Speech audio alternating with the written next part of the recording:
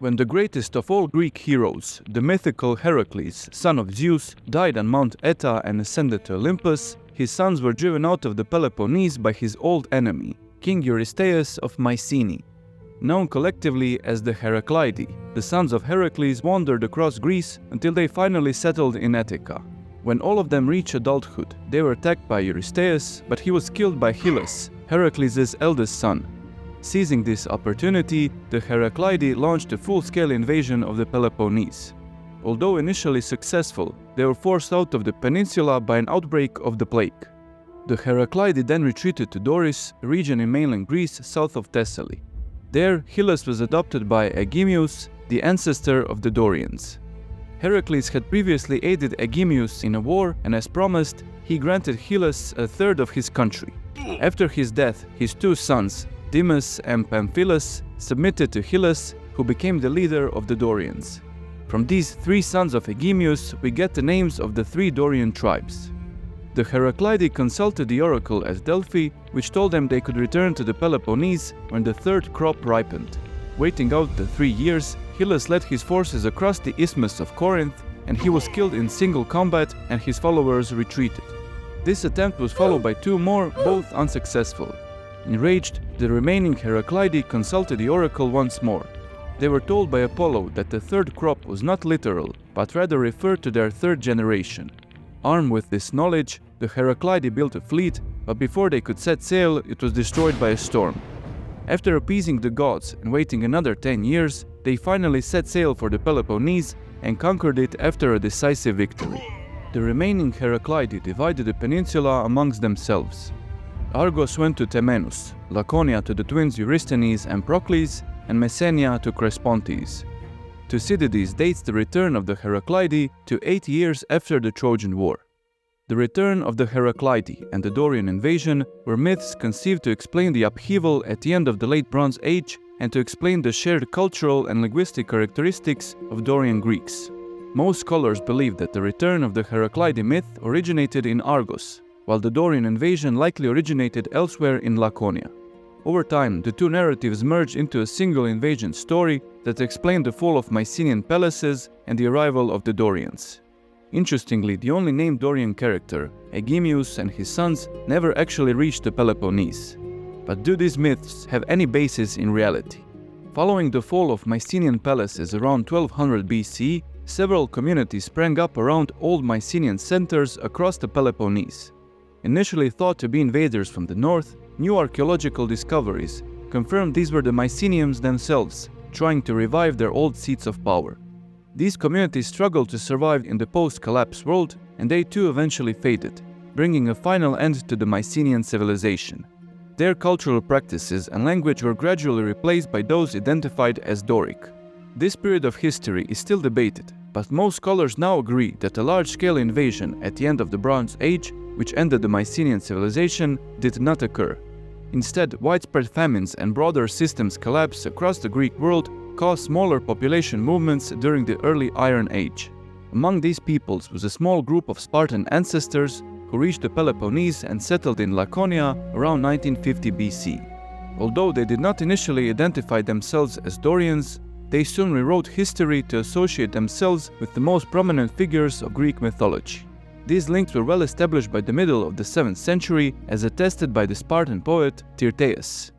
These early invaders entered Laconia from the north, settling around the northern Herodotus valley. They built 4 main villages, known as obes, around the central hill forming the Acropolis. The oldest settlement, Limne, meaning marshes, was located east of the Acropolis on the banks of the Herodotus. Northeast of the Acropolis was Pitane, considered the most desirable neighborhood in the city. The later Roman-era theater was built there. The remaining 2 villages, Messoa and Sinosura, are located south of the Acropolis. Early in the 8th century, Amyklè, a village some 5 kilometers south of the Spartan Acropolis, was either conquered or peacefully incorporated into the city, becoming the 5th obe of Sparta. Situated between 2 large mountain ranges, this position offered great natural protection, and classical Sparta was never fortified. These villages and the surrounding countryside were collectively known as the Lacedaemonian polis. Sparta was governed by 2 hereditary kings. According to legend, these two lines descended from the Heracleidae twins Eurysthenes and Procles. The rise of the diarchy in Sparta presents a problem for historians. Several theories have been proposed, but none are entirely satisfactory. The Aegeid dynasty, named after Agis I, appears to be the senior of the two branches. Some historians take this to mean that the Aegids were the first to take the crown, possibly as early as the second half of the 10th century.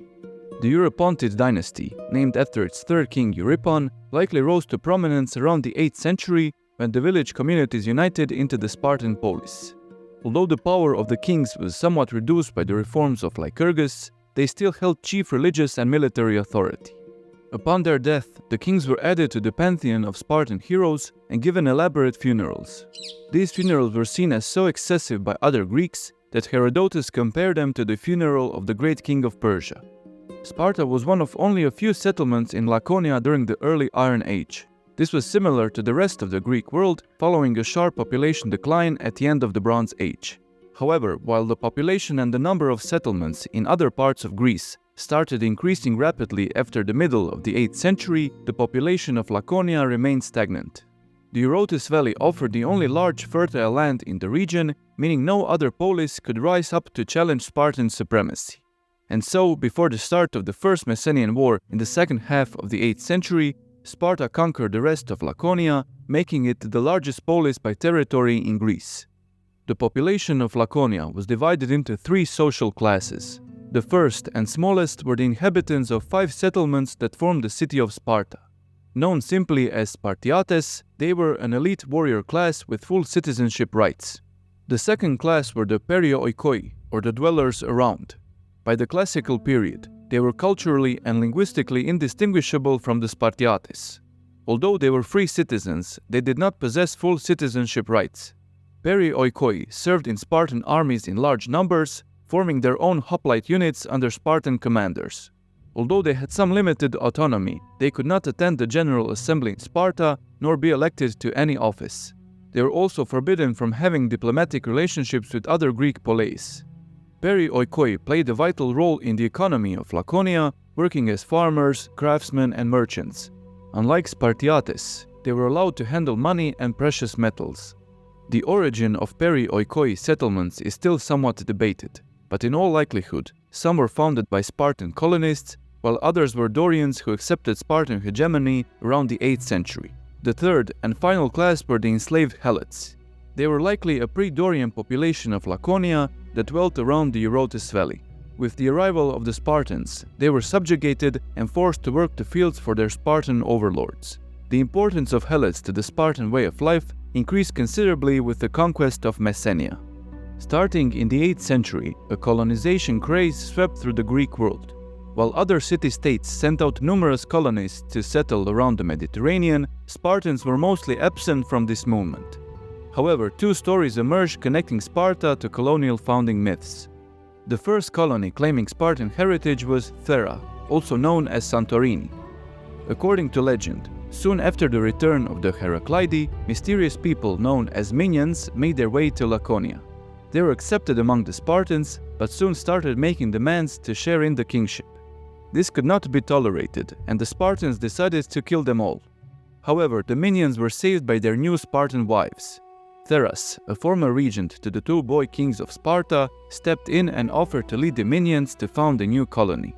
The Spartans accepted, and the minions settled on an island named Thera after the leader of the expedition. Although this story is set very early after the foundation of Sparta, the earliest archaeological evidence on Thera dates to the 8th century. Furthermore, the earliest pottery found there is not of Laconian origin. Based on this evidence, it's hard to confirm the historicity of this founding myth. Nonetheless, this story established real ties between Spartans and Therans throughout the classical period. These ties were later extended to Cyrene in Libya, whose founding legend linked it to Thera and therefore to Sparta itself. The other, more significant Spartan colony was Taras, better known by its Latin name Tarentum. According to legend, turmoil erupted in Sparta in the wake of the First Messenian War. A group of Spartan men planned an attack on the city. In one version of the story, they were deserters refusing to fight in the war, and in the other, they were men born out of wedlock without any political rights. In either case, their plot was eventually discovered and they agreed to leave Lakonia in 706. They set out for Italy, where they helped a group of Achaeans fighting the locals and founded the city of Taras. Archaeologists have found some evidence of early Laconian pottery that confirms the arrival of settlers from Lakonia at the end of the 8th century. However, they were evidently not alone, as pottery from other parts of the Peloponnese can also be found in the city. With their limited involvement in the colonization of the Mediterranean, the Spartans had to find another way to deal with their growing population. Their neighbor Messenia, with some of the richest agricultural land in all of Greece, offered a tempting solution. According to legend, Spartan king Teleclus, seeking to expand his territory, established 3 colonies in southeast Messenia. These colonies caused increasing enmity between the two states, and eventually Teleclus was killed by the Messenians in the sanctuary of Artemis on the border between the two regions. Tensions escalated further, and the two Spartan kings gathered a large army and jointly invaded Messenia. They likely moved down the Herodotus and crossed into Messenia near the sea, where the tjcold mountain range comes to an end. Amphia was the first fortified town in their path. The Messenians were not expecting an attack, and sentries were not posted. Following a swift night march, the Spartans took Amphia by surprise, capturing it with little resistance. They transformed the city into a base of operations for the rest of the Messenian campaign. Hearing the news of this attack, King Euphaeus of Messenia mobilized his countrymen, preparing them for an attack. He refused to meet the Spartans in open battle, instead opting to keep to their fortifications. For several years, the Spartan armies ravaged their fields, forcing the Messenians to finally march out. The conscripts were no match for the professional Spartan soldiers, and they were easily defeated. Surviving Messenians retreated to the heavily fortified Mount Ithome in central Messenia. For years, the Spartans besieged Ithome without success, but eventually, with the help of the oracle at Delphi, the Spartans launched a massive attack and defeated the last resistance in Messenia. The war lasted for 19 long years, traditionally dated from 743 to 724. Literary evidence for the Messenian War is limited, making it difficult to reconstruct the true course of events. This account of the war is given to us by Pausanias, a Greek geographer from the 2nd century CE, and it is in all likelihood mostly fictional. The disappearance of Messenians from the Olympic victor list, and what little archaeological evidence we do have, seems to confirm the legendary chronology, placing the war at the end of the 8th century. The length of the war is also debated, but it is safe to assume that it was a hard and protracted struggle. The motive behind the invasion is also difficult to pinpoint. As previously mentioned, Lakonia was not yet experiencing a sharp population increase, and therefore there was no pressing need for new lands. This fact, however, can't rule out that the large fertile plains of Messenia were the true motivation. The unequal distribution of land in the Eurotas Valley, with a few elite families controlling most of the arable land, might have caused widespread unrest in the city. Instead of distributing their own holdings, the elites may have called for the conquest of new territories to be divided among the unsatisfied citizens. Furthermore, we can't say if the Spartans sought to subjugate the Messenians from the outset, or if they chose to do so only upon the conclusion of the war. Following the war, Spartan territory more than doubled, and the large population of Messenia was enslaved and forced to work the fields as helots. The conquest of Messenia coincided with a substantial increase in the material wealth of Sparta and Lakonia as a whole. We will return to the importance of helots for the Spartan way of life later in the video. Another poorly documented conflict is an early clash between Argos and Sparta. Again, according to Pausanias, the Spartans invaded Argolid in 669, but they were soundly defeated at the Battle of Hysiae. Little is known about this engagement, but many scholars believe that following this defeat, the Spartans replaced their loose spearmen formation with the classical Greek phalanx. Seizing this opportunity, the Messenian helots revolted against Sparta, starting the Second Messenian War.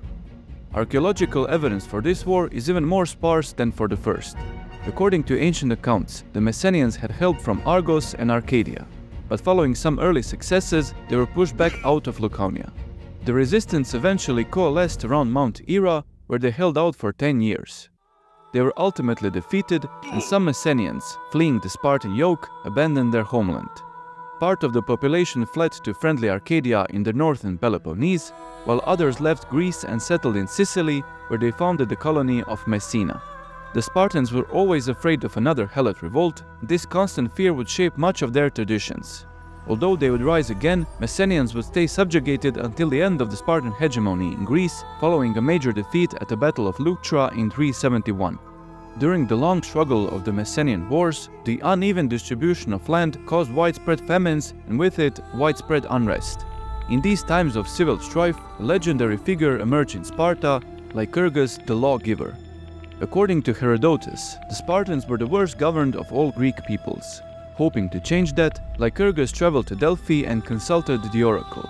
Apollo himself advised Lycurgus, who returned to Sparta bearing his prophecy. This prophecy became the basis for the constitution of Sparta, known as the Great Rhetra.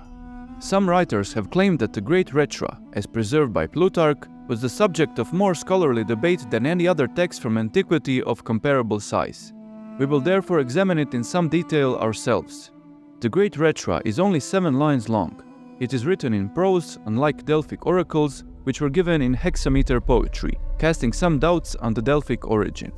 The first line of the Rhetra instructs the Spartans to set up sanctuaries of Zeus Silanius and Athena Silania.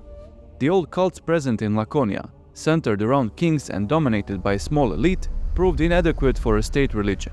These newly established sanctuaries would form the backbone of more polis-centered cults. Zeus and Athena, often associated with the legislative assemblies across Greece, would also provide a form of divine legitimacy to the Rhetra. The second line instructs them to tribe the tribes and obey the obes. This is near universally accepted to mean that the population should be divided among the 3 Dorian tribes and 5 obes of Sparta. Considering that the perioikoi communities also claimed Dorian ancestry, they too were divided among the tribes. Spartans therefore distinguished themselves by membership in an obe, and this membership was made a prerequisite for attending the General Assembly. The third line defines the Gerousia, or the Council of Elders. Consisting of 28 men over the age of 60 and 2 hereditary kings, the Gerousia served as the ultimate check on royal power. The fourth line demands that festivals in honor of Apollo, at which the popular assembly meets, be held at a fixed time and place. The Gerousia and not the kings presided over these assemblies, another sign of their diminished power. The fifth line gives the power of introducing and rejecting legislation solely to the king and the Council of Elders. The sixth line is the hardest in the Rhetra to explain. It gives the power of decision-making solely to the demos, meaning the assembly. This probably means that only the assembly could pass the legislation put forth by the Gerousia. But as we have seen, the assembly was severely limited by the Council of Elders, who presided over them. The seventh and final line gives the king and the Gerousia the power of veto over any decision of the assembly they find displeasing. If we had any doubts over the importance of the assembly, this final line makes things perfectly clear. Although Plutarch claims this last line was a later addition, most historians agree it was an integral part of the original Rhetra. Although heavily favoring the aristocrats, the Great Rhetra was successful. Sparta avoided the political upheaval common in the Greek world, and its constitution stayed in place well into the Hellenistic period. Although the Great Rhetra was a product of the land crisis during the Messenian Wars, the surviving part of the constitution makes no mention of land distribution. We therefore do not know how, or even if, the issue was eventually resolved. The Great Rhetra is taken from a larger text, with Plutarch's intention to emphasize the importance of Gerousia. Considering the rest of the text is lost, we cannot determine the full extent of these reforms. Ancient authors do credit Lycurgus with establishing the equal distribution of land among citizens present during the classical period. Each Spartan citizen was assigned an equal-sized lot, known as kleros, at birth. They were forbidden from selling it, and upon their death it would revert back to the state or be passed down unchanged to their eldest son. These laws, however, were introduced much later during the Hellenistic period. Private land ownership was an integral part of the classical Spartan society. Although the Spartiates could sell the land, it was considered shameful, and lands could be passed down through generations, divided among both male and female children. Another check on kingly power, attributed to Lycurgus, was the office of ephor. The ephors were a council of 5 magistrates elected by lot among all Spartiates. They served for a year and were barred from holding the office ever again. In a monthly ritual, the king swore an oath to the ephors to reign in accordance with the laws, while the ephors swore an oath to preserve the kingship. Ephors had the power to put the kings on trial if they deemed it necessary, and they often did.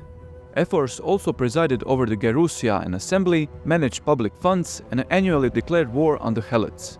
Ancient writers saw the Ephors as more important than the kings, but these were speculations by outsiders and not proclamations by Spartans themselves. Lycurgus is also credited with organizing a form of public education known as the agoge, meaning the upbringing. The agoge was divided into 3 age groups: children known as paides, teenagers known as paidiskoi, and young men known as hebontes. At the age of 7, all Spartan boys were removed from their homes and started their training as paides. Around the age of 14, they graduated to paidiskoi. Very little is known about the training that children and teenagers underwent during this period. Education was likely based on continuous testing and competition between the boys, with an emphasis on combat skills and the endurance of pain. The boys were given meager rations and were expected to supplement their diet by stealing. Apart from their rigorous training, the boys participated in a variety of festivals by performing music, singing, and dancing. At the age of 20, the paidiskoi took part in a ritual where a group of boys tried to steal cheese from the altar of Artemis, while another group warded them off with whips. This was probably seen as a violent rite of passage, marking the transition to the final age group, the hebontes. At this age, the young men began their military careers. During their training, boys were assigned older mentors, known as inspirers. These mentors were expected to introduce the boys to their dining group and teach them about other aspects of Spartan life. The relationship between boys and their inspirers is somewhat debated, but most scholars agree that it was homosexual in nature. During their years as hebontes, the most gifted young men were chosen for the Crypteia, a mysterious institution full of contradictory information. According to newer information, these men were sent into the countryside armed only with daggers. They were then instructed to hunt and kill helots at random. This was intended to reduce the pent-up aggression typical of the hebontes, as well as confirming the Spartans' superiority over the helots. These men were marked out as potential future leaders. Finally, after reaching the age of 30, men left the agoge and became full Spartiate citizens. Acceptance into a dining group was an essential stage of reaching adulthood. These groups, consisting of around 15 members, were a vital part of Spartan society. Each man was obligated to provide a fixed amount of food and drink to the group. These items were provided by helots working on their kleroi, meaning Spartan men were free from manual labor. Without the need for labor, Sparta had the closest thing to a standing army in the Greek world. Our views on the agoge are distorted by a version of this system present during the Roman era. Sparta was by that time long past its prime. The population declined well below 1,000 Spartiates, and most of the land was controlled by a few ultra-rich families. While the aim of the classical agoge was to create proper citizens, the goal of the Hellenistic era agoge was solely to produce a well-trained mercenary force. In all likelihood, the classical agoge was not vastly different from other forms of public education in the Greek world. What was more extraordinary than the education of Spartiates was the position of Spartan women in society. Across the Greek world, women were seen as second-class citizens. They were confined to the homes of their fathers and later husbands, with no political power to speak of. In contrast, Spartan women were allowed to exercise outdoors and received good nutrition. The famous beauty of Spartan women was likely a result of these factors. They were exempt from all domestic and economic labor, with their only civic duty being to bear children. Like boys, girls in Sparta underwent state-controlled education. As with other matters concerning women in the ancient world, little was ever written about this education. The training included athletic exercises, dancing, and music. They were also expected to learn about weaving, although Spartan women rarely had to weave themselves. There are accounts of some higher-class women knowing how to read and write. Aristotle, writing in the 4th century BC, complained that Spartan women enjoyed too much freedom, power, and prestige. He also complained that they controlled 2/5 of the land in his time, something unheard of in the rest of the Greek world. The Spartan lifestyle was heavily dependent on the large helot population. At their peak, helots outnumbered the Spartiates at least 7-1. This numerical disparity explains the Spartan anxiety about a helot revolt. Rampant murders by the Crypteia were meant to stoke fear and deter rebellions. According to Spartan poet Tyrtaeus, helots worked like donkeys suffering under heavy loads, forced to bring their masters half of all produce from the soil. While the men toiled on the fields, women were forced to perform domestic labor. Unlike some other forms of slavery, helots had some limited rights. They were allowed to live in family groups and could not be sold out of Messenia. Helots could not be set free by their masters, but only by a decree of the state.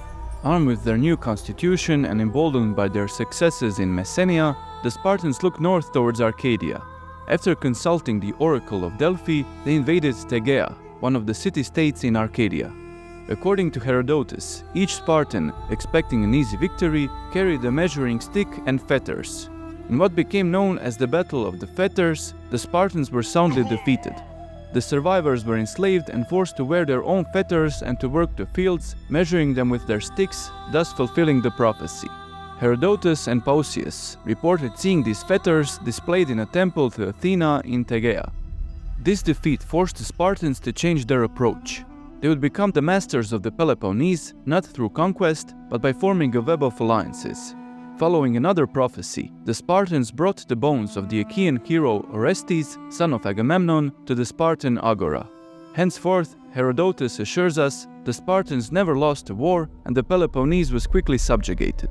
The bones of Orestes are seen as a way for Spartans to assert dominance not only through their connection to the Heracleidae, but also to the pre-Doric kings from the Age of Heroes.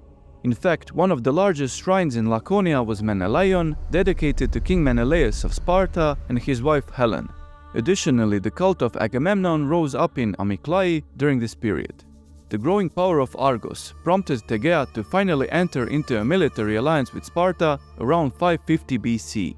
This alliance marks the starting point of the Peloponnesian League.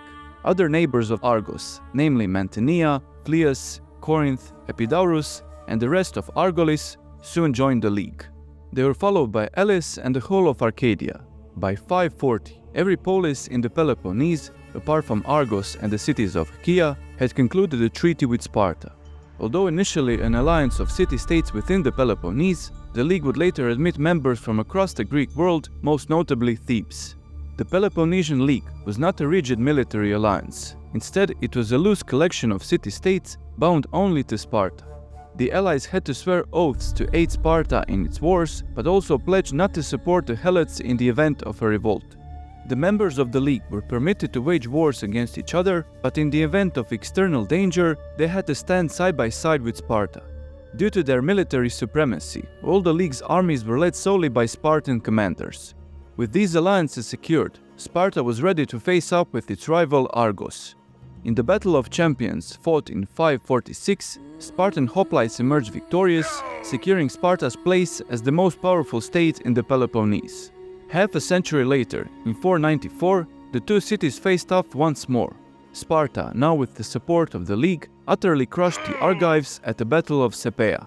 This battle is notorious for having the highest number of hoplite casualties in classical Greece. As many as 6,000 Argives, more than half of the male population of the city, perished. This crushing defeat left Argos unable to wage war, and it remained neutral during the Persian invasion, leading to political isolation from the rest of the Greek world. In 506, following a failed invasion of Attica, the allies, led by Corinth, pressured Sparta into forming a League Congress.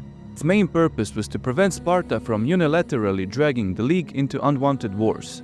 Important decisions concerning the League had to be voted on at a Congress, and once passed, they were binding to all members regardless of their stance.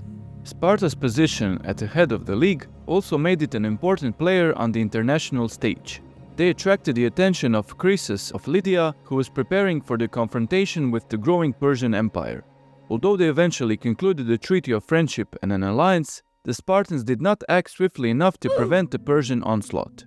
In the following decades, they refused to aid the Greek cities in Asia Minor during the Ionian Revolt, and they too were crushed. Soon the Persian might would turn towards the Greek mainland, and the Spartans would finally make a stand, changing the course of Western history.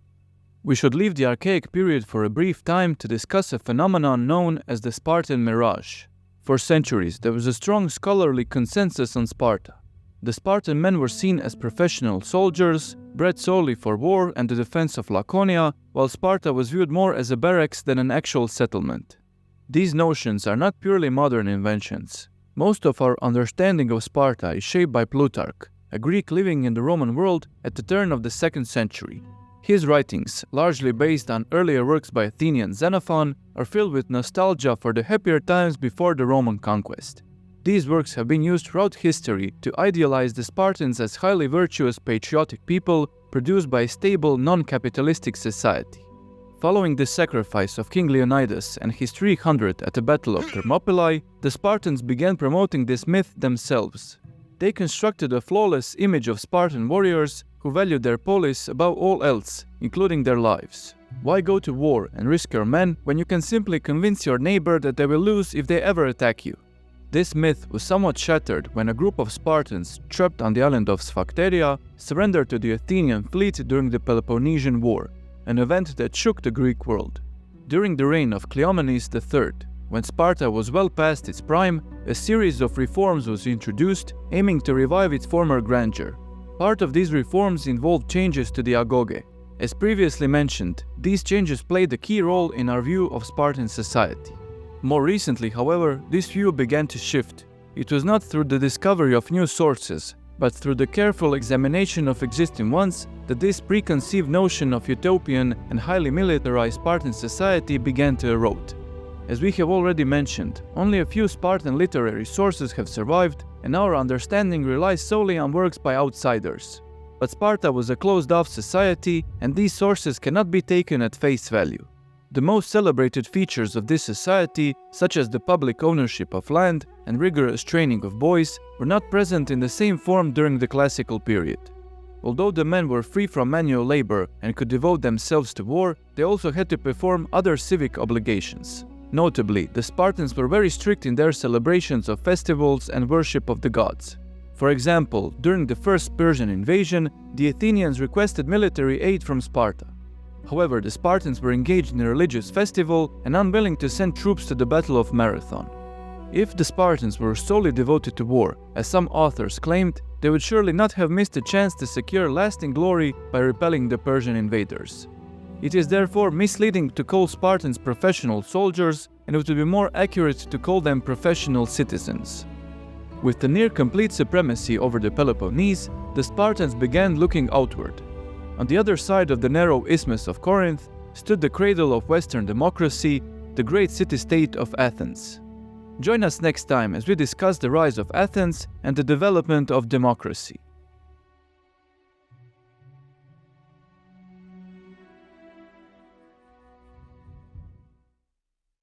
The first colony claiming Spartan heritage was Rhetra.